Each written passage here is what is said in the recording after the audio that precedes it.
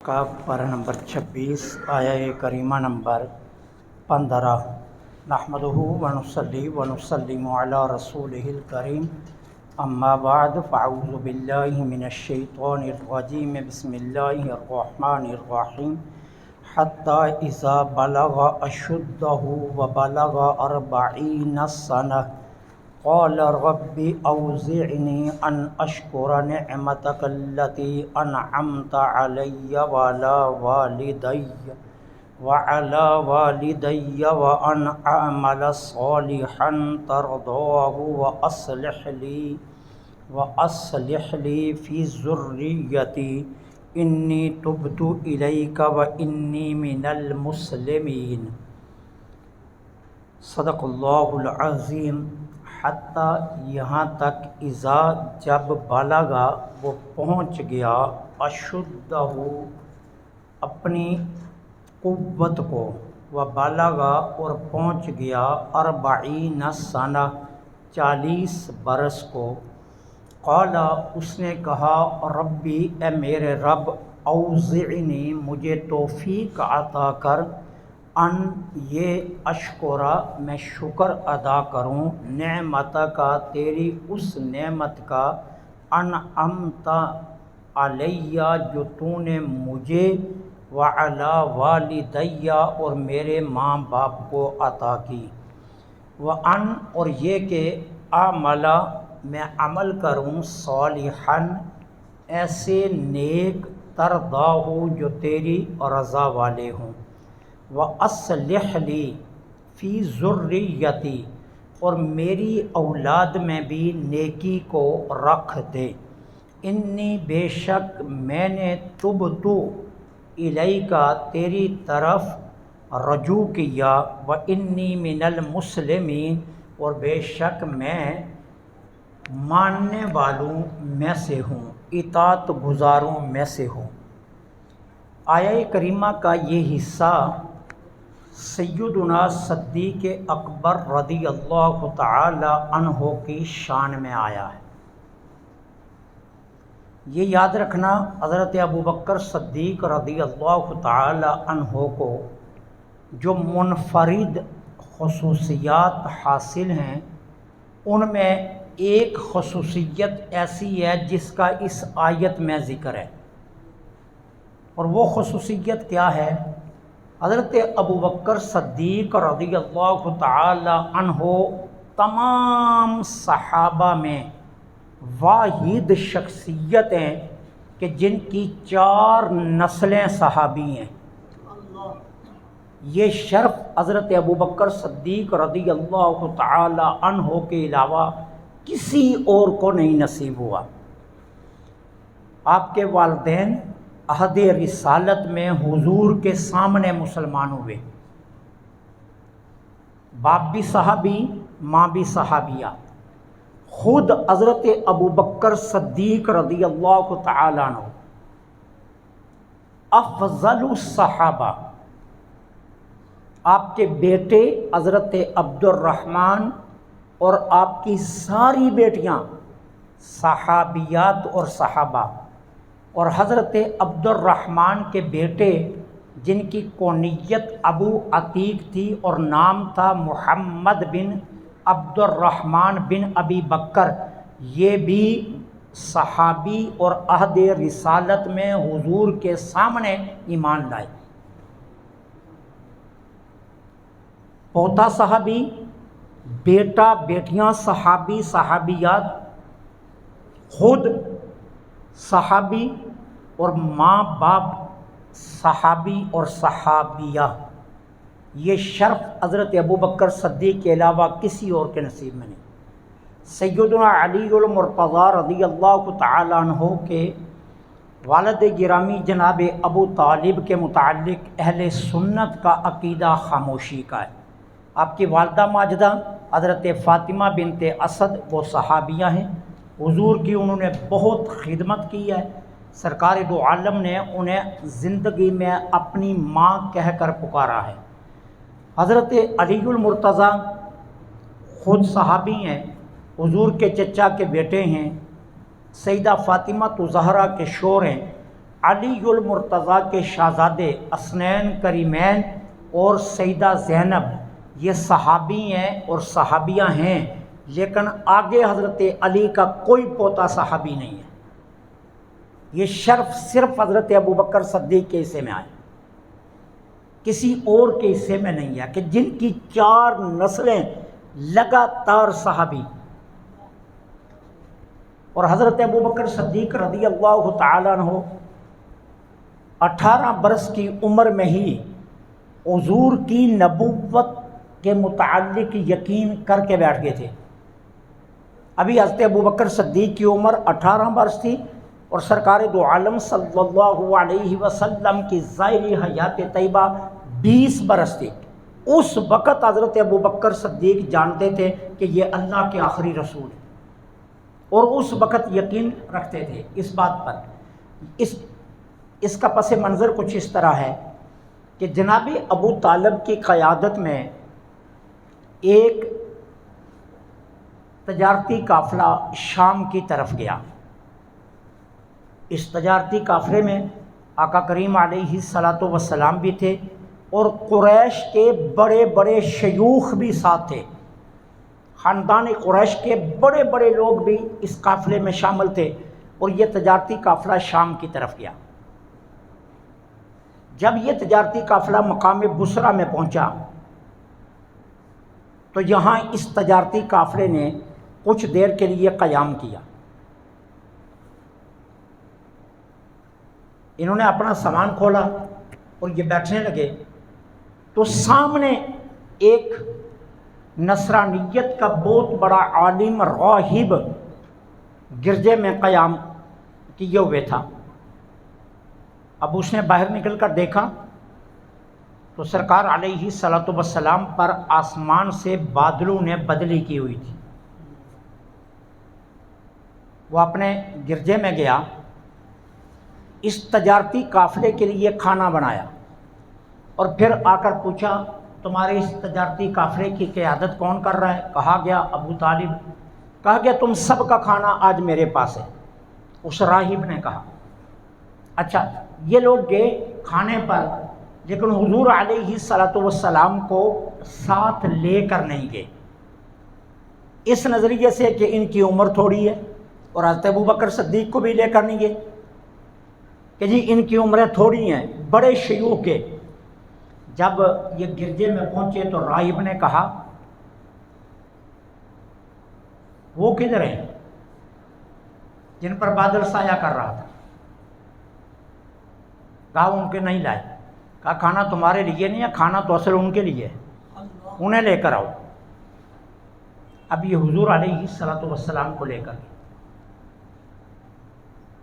کھانا کھانے کے بعد راہب حضور کو ایک طرف لے گیا اور حضور کا ہاتھ پکڑ کر کہتا ہے میں آپ کو لات و عزیٰ کی قسم دیتا ہوں، جو جو سوال کروں گا ان کے صحیح صحیح جواب دو گے۔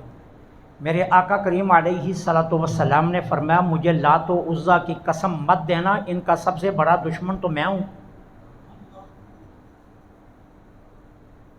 اب راہب وہیں سمجھ گیا۔ پھر اس نے جو اپنی کتابوں میں، پہلی آسمانی کتابوں میں حضور کی خصوصیات پڑھی تھیں، ان کے متعلق سوال کیے، وہ سبھی موجود پائے۔ پھر اس نے حضور کی پشت سے کپڑا ہٹا کر مہر نبوت کو دیکھا، ہاتھ پکڑ کر کہنے لگا مجھے قسم ہے آپ ہی رحمت للعالمین ہیں، آپ ہی نبی آخر الزمان ہیں۔ اب باہر آ گیا، جناب ابو طالب سے پوچھتا ہے یہ کس کے بیٹے ہیں؟ جناب ابو طالب کہتے ہیں یہ میرے بیٹے ہیں۔ وہ کہتا ہے نہیں، ان کا باپ تو زندہ نہیں ہونا چاہیے۔ راہب کہتا ہے ان کا باپ تو زندہ نہیں ہونا چاہیے۔ جناب ابو طالب نے کہا ہاں نہیں، یہ میرا بھتیجا ہے، واقعی اس کا باپ زندہ نہیں۔ اس نے کہا پھر یہ اللہ کے آخری رسول ہیں، اب انہیں واپس مکہ لے جاؤ، یہودیوں سے ان کی حفاظت کرنا، نہیں کہ یہودی انہیں قتل کرنے کی سازشیں کریں گے۔ یہ سارا منظر حضرت ابوبکر صدیق نے اپنی نگاہوں سے دیکھا تھا۔ اسی دن سے حضرت ابوبکر صدیق رضی اللہ تعالیٰ عنہ کے دل میں یہ یقین پیدا ہو چکا تھا یہی اللہ کے آخری رسول ہیں، اور اس کے بعد سے لے کر اعلان نبوت تک اور پھر زندگی کے آخری لمحے تک حضرت ابوبکر صدیق حضور کی ظاہری حیات طیبہ میں سفر و حضر میں کبھی حضور سے جدا نہیں ہوئے، اس وقت سے یقین کر لیا تھا، اور یہ اعزاز حضرت ابوبکر صدیق کو حاصل۔ پھر آپ کے والد جن کی کنیت ابو قحافہ نام عثمان بن عمر، وہ بھی مسلمان ہوئے۔ فتح مکہ کے موقع پر آپ کی والدہ ام الخیر بنت سخر بن عمر، وہ بھی مسلمان ہوئی۔ آپ خود مسلمان ہوئے، آپ کی اہلیہ مسلمان۔ پھر آگے دیکھیے آپ کے بیٹے عبد الرحمن بن ابی بکر وہ مسلمان ہوئے، ان کے بیٹے حضرت محمد بن ابی بکر وہ بھی، محمد بن عبد الرحمن وہ بھی مسلمان ہوئے۔ حضور کی حضرت ابوبکر صدیق کی بیٹیاں حضرت عائشہ صدیقہ، حضرت اسما، یہ مسلمان ہوئی، اور حضرت عائشہ صدیقہ سلام اللہ علیہ کو یہ اعزاز ملا کہ وہ حضور کے حبالۂ عقد میں آئیں، اور ازواج مطہرات کی فہرست میں سیدہ خدیجۃ الکبریٰ کے بعد دربار رسالت میں اگر سب سے زیادہ مقام کسی نے پایا تو وہ حضرت عائشہ صدیقہ ہے۔ یہ اعزاز حضرت ابوبکر صدیق رضی اللہ تعالیٰ عنہ کو حاصل، ان کے علاوہ کسی اور کو حاصل نہیں۔ اب یہاں کیا ہے، حتی اذا بلغ اشدہ، یہ ہے 18 برس کی عمر کی طرف اشارہ حضرت ابوبکر صدیق کی۔ جب وہ 18 برس کی عمر قوت کو پہنچے، وبلغ 40 سنہ، اور پھر جب وہ 40 سال کی عمر میں پہنچے، سرکار دو عالم صلی اللہ علیہ وسلم نے جب اعلان نبوت فرمایا، حضرت ابوبکر صدیق 38 برس کے تھے، 38 برس کے تھے، اور یہ 40 کے قریب ترین عمر ہے، تو یہ اس کی طرف اشارہ ہے۔ پھر انہوں نے کیا کہا، اے رب مجھے توفیق دے، میں شکر ادا کروں اس نعمت کا جو تو نے مجھے عطا کی اور میرے ماں باپ کو عطا کی۔ اور وہ نعمت کیا ہے کہ مجھے بھی شرف صحابیت ملا اور میرے ماں باپ کو بھی شرف صحابیت ملا، مجھے بھی ایمان نصیب ہوا، میرے ماں باپ کو بھی ایمان نصیب ہوا، اور یہ شرف کسی اور صحابی کے پاس نہیں ہے، یہ حضرت ابوبکر صدیق کی ذات کے پاس ہے۔ تو مجھے توفیق دے کہ میں اس کا شکر ادا کروں۔ ہم روٹی ملتی ہے نا تو ہم اس کا شکر ادا کرتے ہیں، ہمیں لباس ملتا ہے شکر ادا کرتے ہیں، گاڑی ملتی ہے تو ہم اس کے پیچھے ھذا من فضل ربی، گھر ملتا ہے تو ھذا من فضل ربی۔ سچ پوچھئے، دو چیزوں کا شکر سب سے زیادہ کرنا چاہیے، ایک اس بات کا کہ اللہ نے مسلمان بنایا، اور دوسرا اس بات کا کہ اللہ نے حضور کی امت میں رکھا، اور سب سے بڑا شکر اس کا کہ اللہ نے حضور کی امت اجابت میں رکھا، امت دعوت میں نہیں رکھا۔ اس کا شکر سب سے زیادہ کرنا چاہیے کہ ہم امت دعوت میں نہیں ہیں، ہم امت اجابت میں ہیں۔ یہ سب سے بڑا اعزاز ہے۔ امت تو ساری ہے، دنیا بھر اس وقت حضور کی امت ہے، کافر بھی حضور کی امت میں ہے، سکھ، عیسائی، یہودی، نصرانی، مجوسی سب حضور کی امت ہیں، لیکن وہ امت دعوت ہے اور مسلمان امت اجابت ہے، یعنی وہ ہیں کہ جنہیں حضور نے قبول فرما لی۔ جس کو میرے نبی نے قبول فرمایا اسے ایمان نصیب ہو گیا۔ تو ہم امت اجابت میں ہیں، اس کا سب سے زیادہ شکر ادا کرنا چاہیے۔ اور حضرت ابوبکر صدیق نے کیا عرض کیا، مولا یہ مجھے توفیق دے میں شکر ادا کروں کہ تو نے مجھے اپنے محبوب کا غلام بنایا، اور میرے ماں باپ کو بھی ان کے عہد رسالت میں ان کے سامنے کلمہ پڑھنے کی توفیق عطا کر دی، اس کا میں شکر ادا کروں۔ وَأَنْ أَعْمَلَ صَالِحًا تَرْضَاهُ، اور توفیق دے کہ میں وہ عمل کروں جو تیری رضا والے۔ اور وہ عمل کیا تھے؟ وہ عمل حضرت ابوبکر صدیق کے باقی اعمال میں سب سے بڑا عمل کیا تھا کہ حضرت ابوبکر صدیق رضی اللہ تعالی عنہ نے اپنی قیمتی کمائی سے وہ لوگ جو غلامی کی زندگی گزار رہے تھے اور کلمہ پڑھ چکے تھے لیکن کافروں کی ملکیت میں تھے، اور کلمے کی وجہ سے کافر ان پر شدید ظلم و ستم ڈھا رہے تھے، حضرت ابوبکر صدیق نے منہ مانگی قیمتیں دے کر اللہ کی رضا کے لیے انہیں آزاد کیا۔ کوئی رشتہ نہیں ہے، کوئی تعلق نہیں ہے، تعلق اور رشتہ کس کا ہے؟ صرف مسلمانی کا، اور اس کے علاوہ کوئی رشتہ نہیں ہے حضرت ابوبکر صدیق کا ان غلاموں کے ساتھ۔ لیکن حضرت ابوبکر صدیق اپنی دولت ان پر خرچ کر رہے ہیں کہ جن کے ساتھ صرف اسلام کا رشتہ ہے، اور انہیں منہ مانگی کافروں کو قیمتیں دے کر انہیں خرید کر حضور کی بارگاہ میں لا کر عرض کیا کرتے ہیں، حضور میں نے آزاد کیا۔ یہ اعزاز حضرت ابوبکر صدیق کے علاوہ کسی کو نہیں ملا، اور اللہ نے من و ان آپ کی دعا کو قبول کیا کہ اللہ مجھے توفیق دے میں وہ عمل کروں جو تیری رضا والے، اور یہ رضا والا سب سے بڑا عمل ہے۔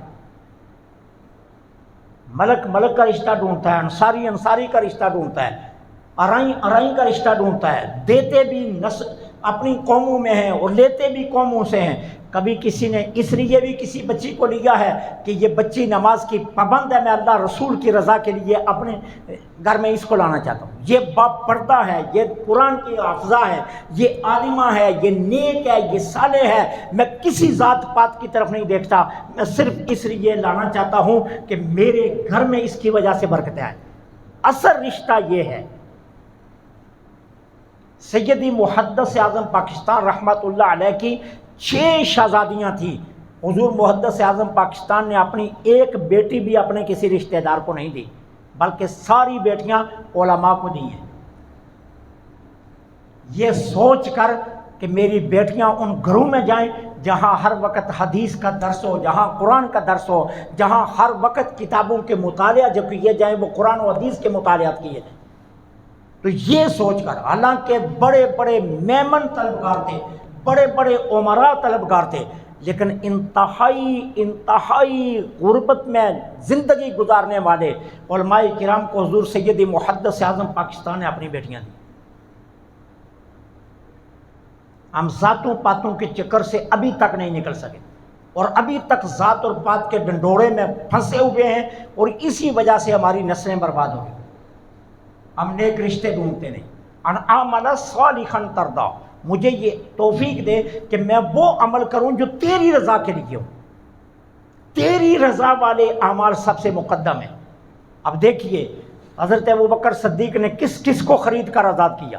حضرت بلال حضرت ابوبکر صدیق نے خریدے، منہ مانگی قیمت دی ہے۔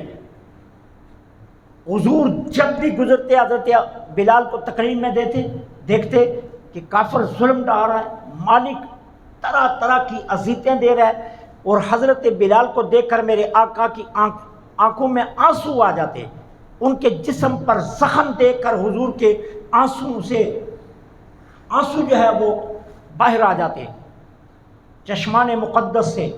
لیکن میرے آقا ہمیشہ فرماتے بلال صبر کرو، اللہ بہتر کوئی فیصلہ کرے گا۔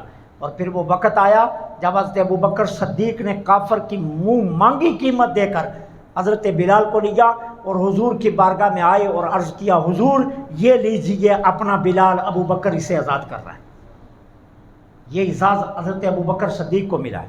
پھر عامر بن فہیرہ منہ مانگی قیمت دے کر حضرت خرید کر لائے، انتہائی ظلم و ستم سہ رہے تھے، یہ اسلام قبول کرنے کی وجہ سے حضور کی بارگاہ میں لا کر انہیں آزاد کر دیا۔ زنیرہ یہ طرح طرح کی سختیاں سہ رہی تھیں صرف اسلام قبول کرنے کی وجہ سے، حضرت ابوبکر صدیق نے منہ مانگی قیمت دے کر حضور کی بارگاہ میں لا کر عرض کیا، حضور یہ ہے آپ کی صحابیہ، یہ ہے جو کافروں کے نرغے میں بھی آپ کا کلمہ پڑھتی تھی، ابوبکر لے آیا ہے، اسے آزاد کیجیے۔ ام عبس اور ان کی بیٹی یہ دونوں غلامہ تھی، ماں بیٹی، اور کلمہ پڑھ لیا، اور کافر جو مالک تھا وہ طرح طرح کے ظلم ڈھا رہا تھا۔ حضرت ابوبکر صدیق نے ایک ہی وقت میں ماں بیٹی کو خریدا، حضور کی بارگاہ میں لا کر آزاد کر دیا۔ بنی عمر بن مومل کی ایک باندی تھی،